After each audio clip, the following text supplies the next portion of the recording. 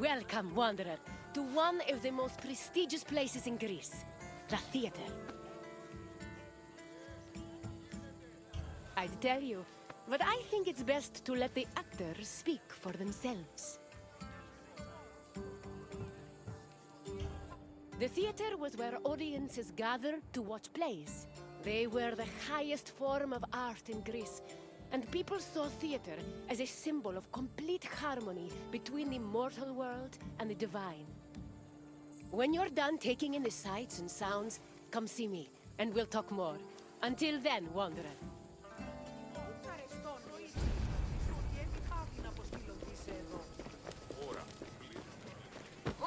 Όταν το επιχείρημα δομείται πιστικών.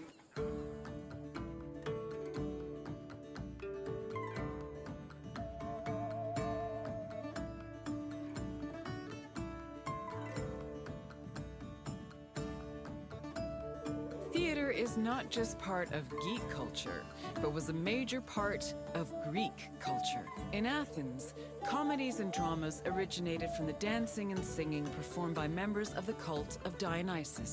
Between 536 and 533 BCE, theater's burgeoning importance in Athens was demonstrated when the responsibility of organizing tragedies was entrusted to the Archon, the highest-ranking magistrate in the city. From then on, theater grew rapidly in popularity, and soon, a permanent space for performing and watching plays was built on the slope of the Acropolis. During the 5th century BCE, theater became intertwined with Athens' democracy. It often functioned as an echo chamber for political ideas, and in some cases, it could even influence public opinion.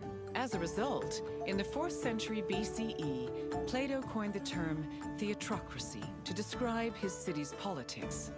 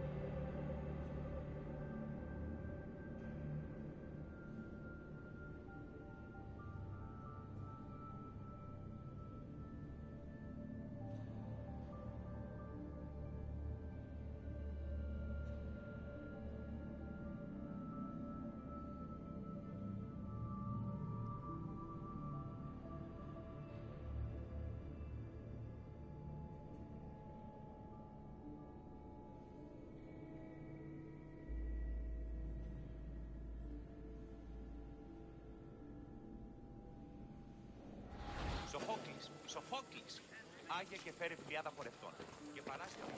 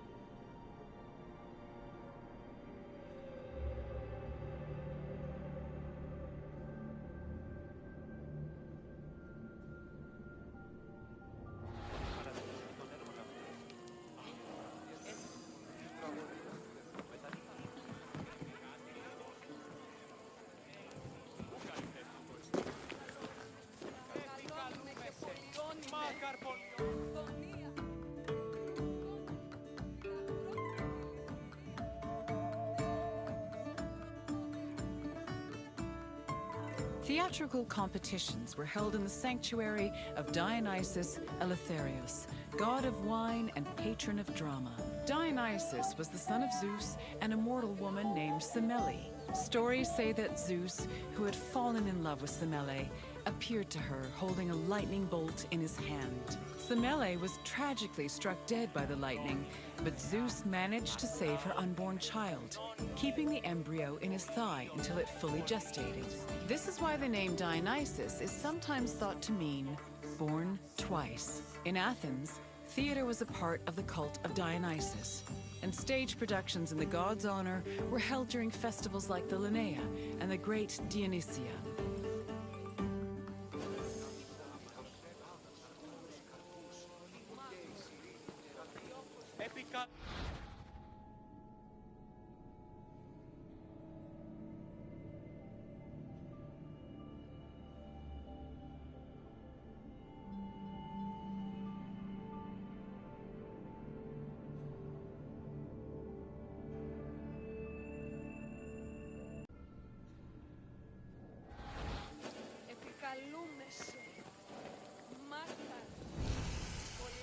Επικαλούμεσαι, μάκαρ πολιών.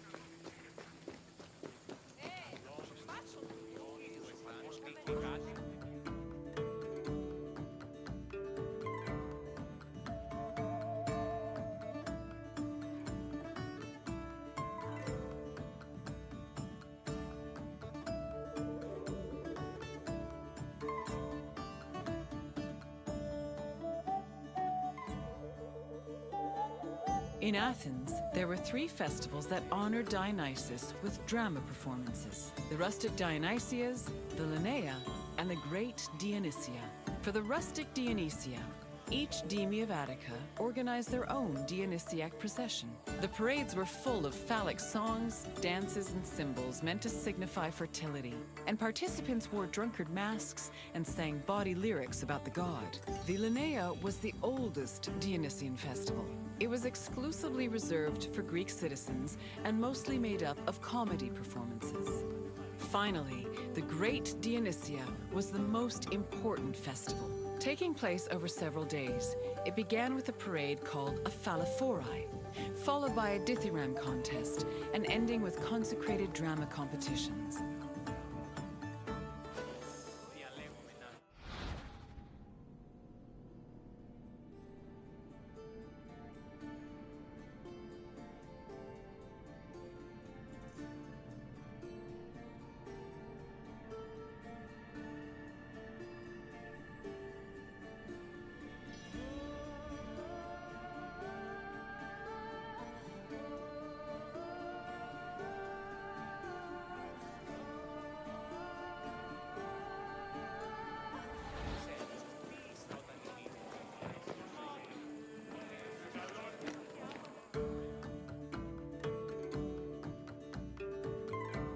The Great Dionysia was supervised by the head magistrate known as the Archon, who was assisted by 12 other magistrates. Among his duties, the Archon picked Korigoi, rich Athenian citizens responsible for providing the budget for rehearsals and performances. 2 days before the Dionysia, a ceremony called the Proagon took place where playwrights introduced their work.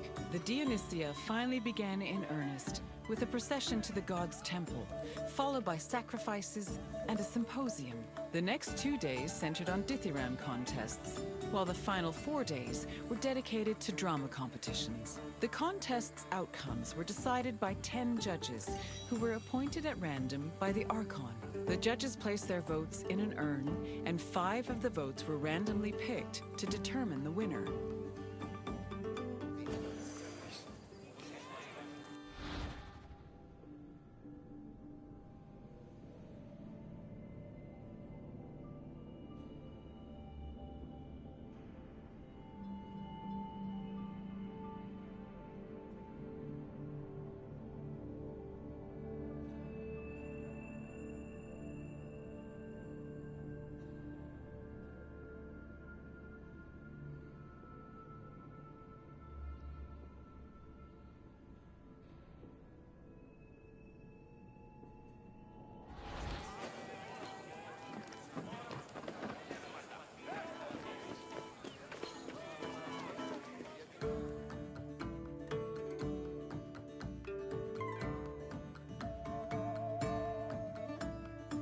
All Athenian stage actors were male, regardless of whether they were playing men or women. Tragedies originally featured only one actor performing alongside a chorus, eventually reaching a maximum of 4. Adding more roles opened up the opportunity for dramatic dialogue. During performances, they prepared themselves in the skene, a building that served as a backstage area, before emerging onto the proskenion, or stage. The skene could be painted to represent backdrops like palaces, temples, and tombs. Its roof was reserved for appearances by the gods. These gods could be moved around with a crane called a mechane, which produced spectacular visual effects. On stage, actors wore masks and elaborate costumes. For tragedies, they were adorned with magnificent clothes, while for comedies, actors playing male characters wore hugely exaggerated phalluses, probably to maximize the laughs.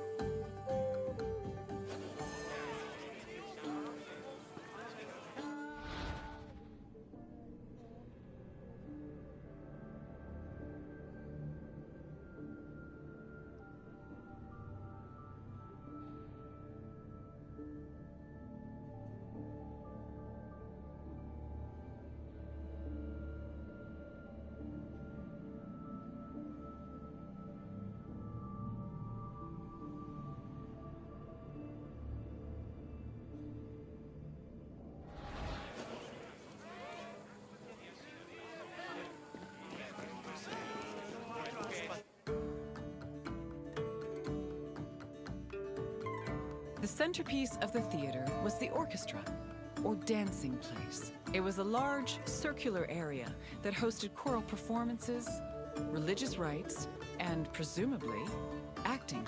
Choruses were composed of men wearing masks and costumes. Any Athenian citizen could be choratai, as long as they were selected by the chorus director. Chorus members also served as the equivalent of a curtain, as their entrance and exit marked the beginning and end of the play. New costumes and masks were produced for the chorus for every new play, and they were often just as impressive and elaborate as the performances. For example, Aristophanes' comedies feature the chorus dressing as wasps, frogs, birds, clouds, and islands. One of his plays, The Knights, even had men riding other men dressed as horses.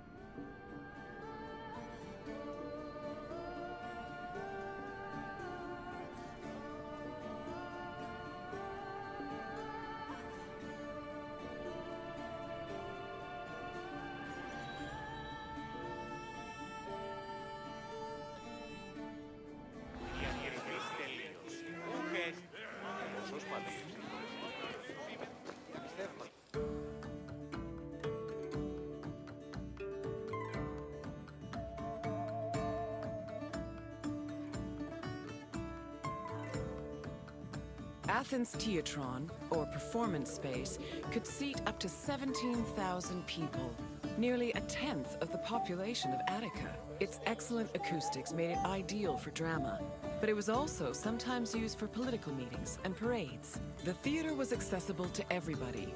This did not mean that seating was free, though.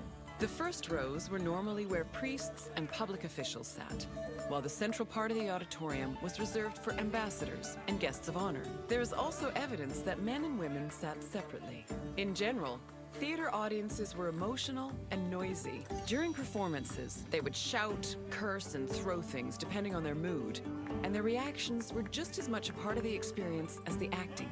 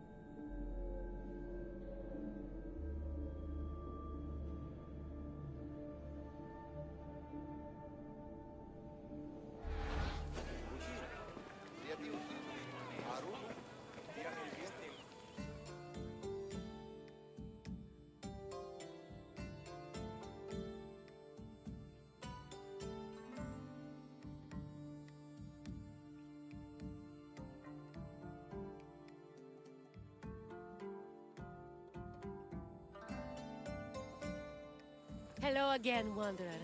I hope your visit was entertaining. Though all art forms were important in Greek culture, none had the same prestige as theater, which provided a unique experience with every performance. Is there anything else you'd like to do?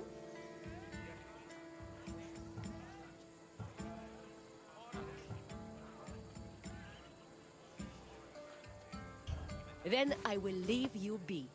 Farewell, Wanderer.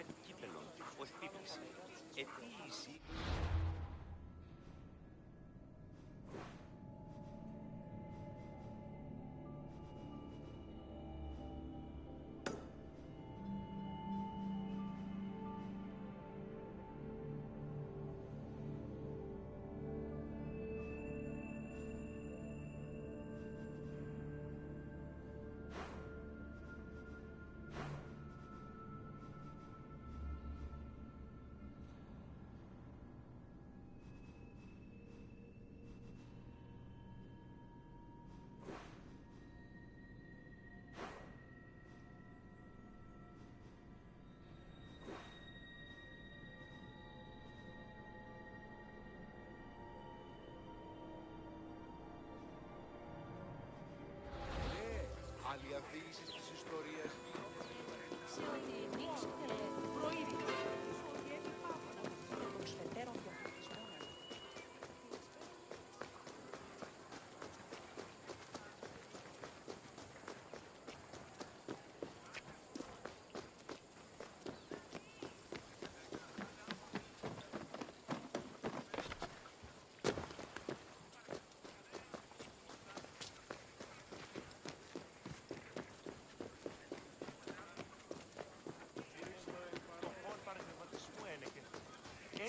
Η εντιμότητα των πολιτών.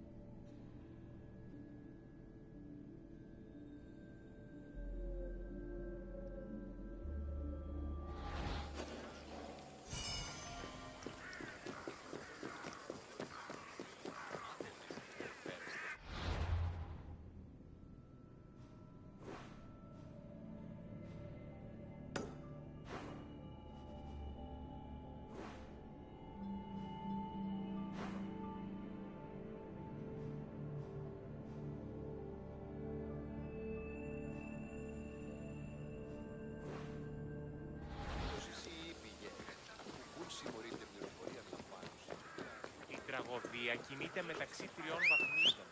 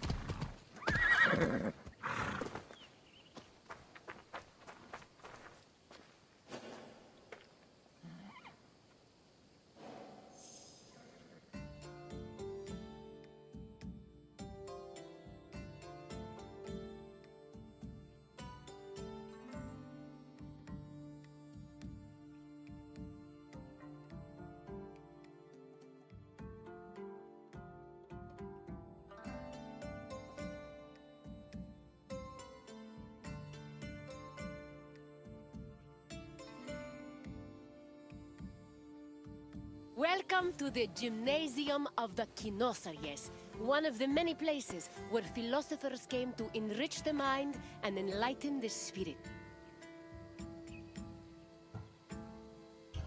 There is no better setting for learning than in a quiet place far away from the commotion of the city.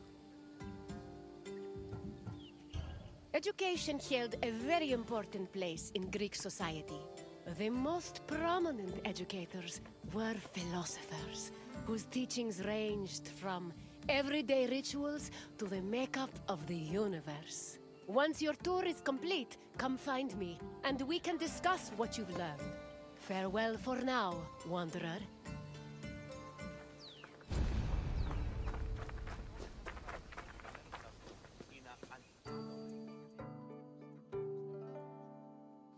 Philosophy comes from the Greek word Filosofía, or love of wisdom.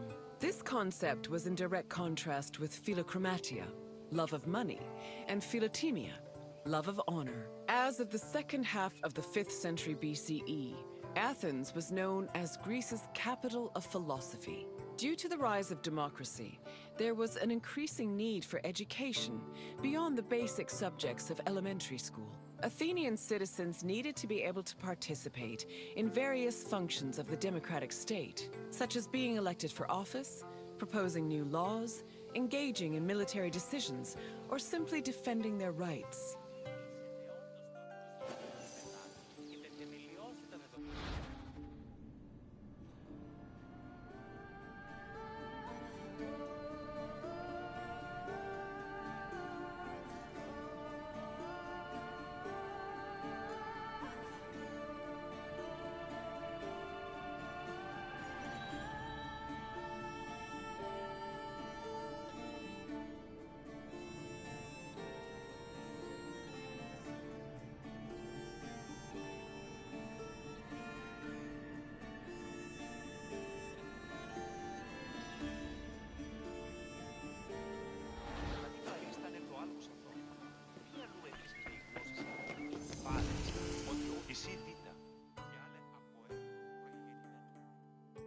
Originally, Athens had no official school buildings for higher education. Sophists and philosophers taught either in private homes or in public spaces like the theater.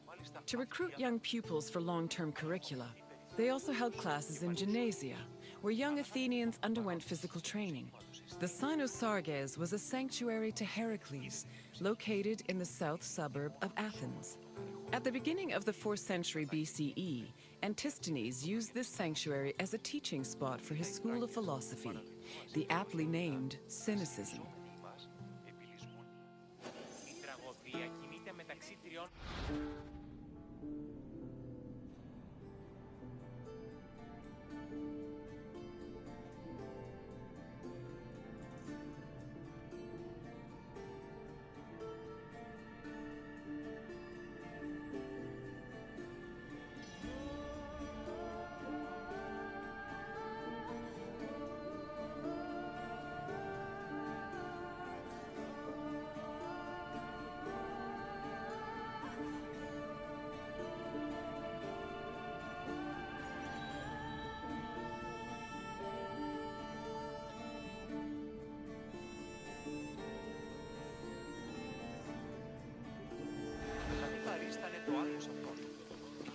βρίσκεται η γνώση σε κοινή φάρεξ ότι ο εχέφρον ούκ επενεργεί επί του λαθμών και οδυρμών, αλλά επί των δεδομένων.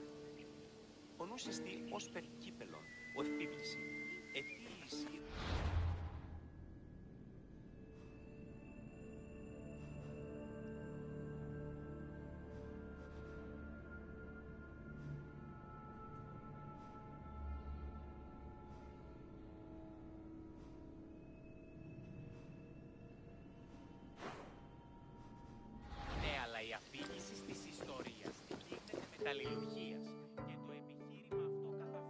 Any free citizen was allowed to involve themselves in the Athenian democratic process.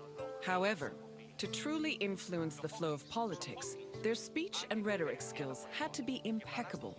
As a result, many sophists taught subjects like logic, reason, and eloquence. These were meant to help students achieve arete, or excellence. But this specific concept of excellence was often challenged, especially by other philosophers.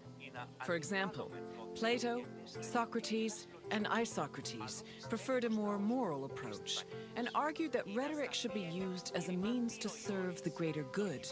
Socrates and Plato went even further, declaring that philosophy and wisdom were not only useful tools, but also ethical virtues.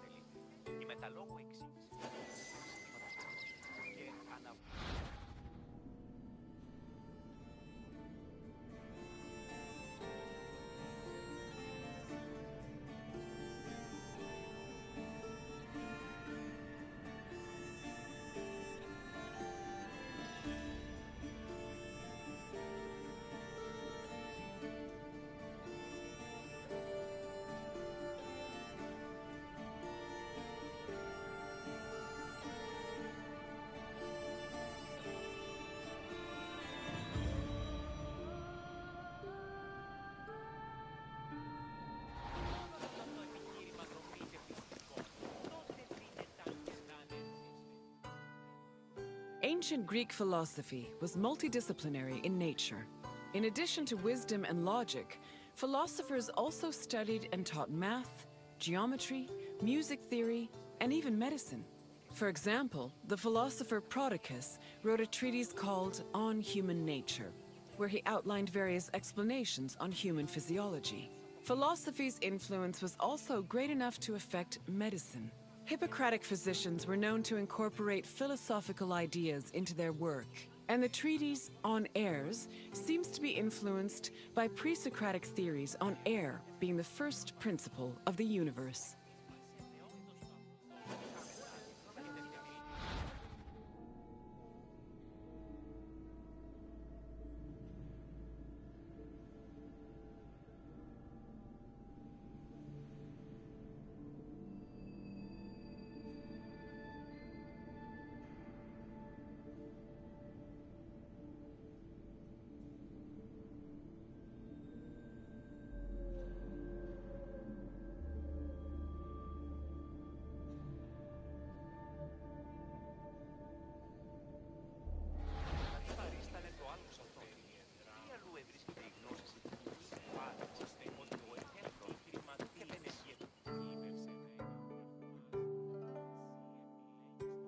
The famed philosopher Socrates had an ambiguous relationship with sophists.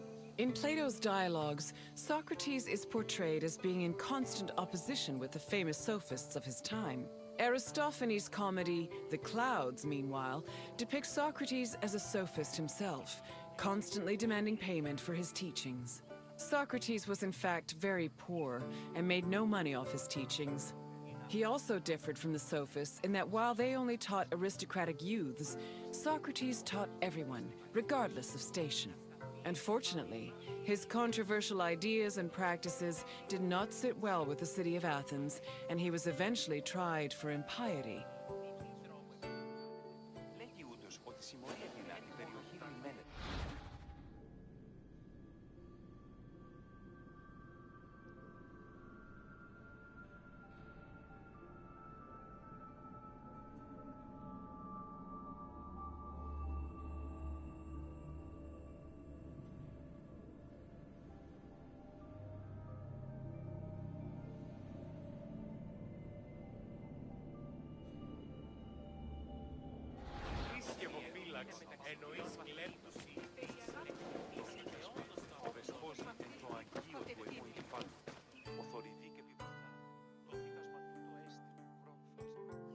Philosophy was not only a collection of ideas, but a way of life. According to philosopher Pierre Hadot, his ancient counterparts had a daily regime of spiritual exercises to combat their passions, doubts, and illusory beliefs. These exercises included meditation on death, contemplation of nature, or speaking with a friend or mentor. Philosophers also followed specific dress codes and diets. They were also part of a community of masters and students. These communities were created and strengthened in schools. Plato founded such a school in the early 4th century BCE, when he purchased a property in a grove just outside of Athens. The school was designed to groom students into philosopher citizens who could eventually rule the city in a measured and fair manner. It followed its own rules and was open to both male and female disciples.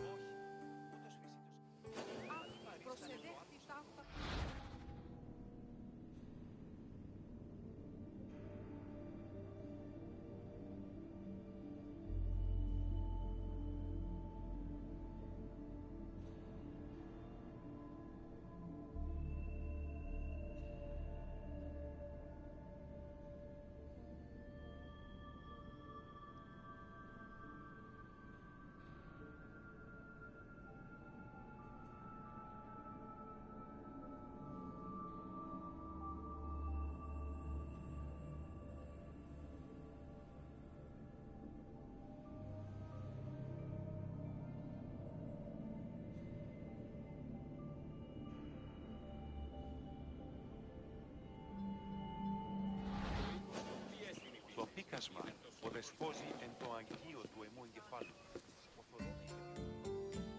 I can tell by the crease in your brow that you're already puzzling over the new things you've learned. Don't be embarrassed. Even the wisest among us need to ask questions before they search for answers. Is there anything else you'd like to do? You wish to test your wisdom? Very well. Let's see how you compare to the great philosophers. The first question is an easy one. What does Filosofía mean?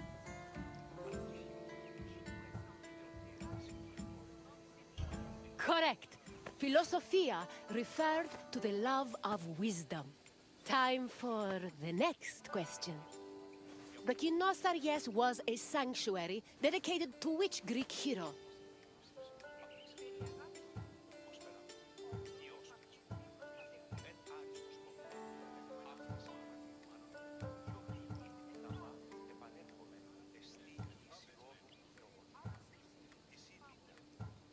Correct. It was the mighty Heracles. Now, for the last question. Which play by Aristophanes portrayed Socrates as a sophist? Which play by Aristophanes portrayed Socrates as a sophist?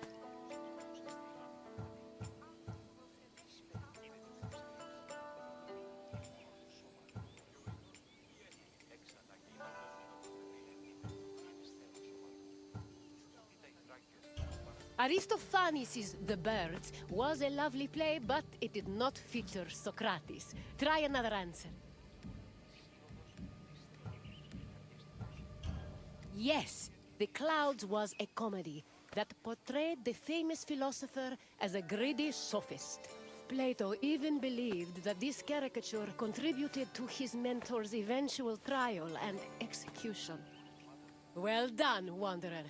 Even Socrates would be impressed by the depths of your wisdom. As you wish, Wanderer. Safe travels. Αυτό τη συστήνει και θα στήσει στον αδελφό. Δημήτριος Άντρος,